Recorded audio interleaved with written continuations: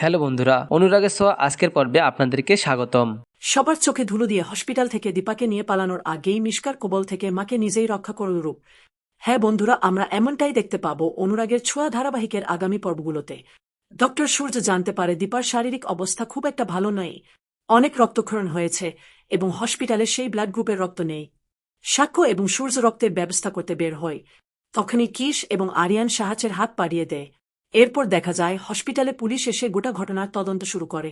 সূর্য মনে করতে থাকে এমন ঘটনা ঘটাতে মিশকাই পারে, কিন্তু মিশকা তো মারা গেছে, তাহলে কে এসব করছে? অন্যদিকে মিশকা ভাবতে থাকে, জি যদি মুখ খোলে তবে আমি জিয়ের বাবা মা এবং বোনকে শেষ করে দেব। জি এটা ভালোভাবেই বুঝেছে, কিন্তু যদি দীপা বেঁচে যায় তবে সে আমার নাম ফাঁস করে দিতে পারে, তাই আমাকে টিস্কা সেজেই থাকতে হবে।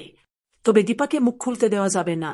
অন্যদিকে জিয়ের চোখের অপারেশন সফল হয় এবং তার জ্ঞান ফিরে আসে। পুলিশ তাকে ওটিতে ঠিক কি হয়েছিল তা জানতে চায়, কিন্তু জি মিশকার নাম ফাঁস করে না। সে বুঝে গেছে মিশকার নাম নিলে আরও বিপদ হতে পারে, তাই সে বলে, আমি ওটিতে ঘোরের মধ্যে ছিলাম, কাউকে চিনতে পারিনি। সোনা এসে জিকে বলে, তুমি এবার ঠিক চোখে দেখতে পাবে, চিন্তা করো না। এরপর ব্লাড এর ব্যবস্থা হয় এবং দীপার অপারেশন শুরু হয়। অপারেশন শেষে ডক্টর সবাইকে জানায় অপারেশন সফল হয়েছে, তবে 4-8 ঘন্টা না হলে কিছু বলা যাবেন। জিয়ের চোখ খোলার পর সে মাকে দেখতে চায়।